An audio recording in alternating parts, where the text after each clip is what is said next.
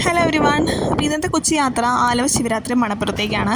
ഞങ്ങളുടെ കോളേജിൻ്റെ തൊട്ടടുത്ത ഒരു പ്രദേശമാണ് ശിവരാത്രി മണപ്പുറം. ശിവരാത്രി കഴിഞ്ഞെങ്കിലും അവിടുത്തെ സ്റ്റോളുകളെല്ലാം ആക്റ്റീവായിട്ട് പ്രവർത്തിക്കുന്നുണ്ട്. ഞങ്ങൾ 3 മണിക്ക് ശേഷമാണ് പോയതെങ്കിലും നല്ല വെയിലുണ്ടായിരുന്നു. ആലുവ എന്ന സ്ഥലം എനിക്ക് എപ്പോഴും പ്രിയപ്പെട്ടതാണ്.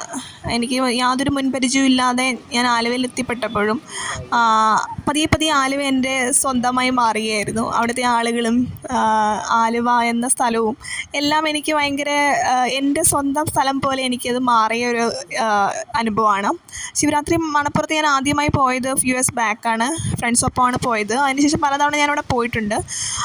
ഇത്ര വെയിലുള്ളൊരു സമയമാണെങ്കിൽ കൂടി നമുക്ക് ആൽത്തറയും പുഴയുടെ തീരത്തുള്ള അമ്പലവും കാറ്റും തണുപ്പും ഒക്കെ ഒരു കുളിർമ തരുന്ന ഒരു അനുഭവമായിരുന്നു. ഒരു വളരെ പോസിറ്റീവായിട്ടുള്ളൊരു പ്രദേശമായിട്ടാണ് എനിക്കിപ്പോഴും ഫീൽ ചെയ്യാറ്.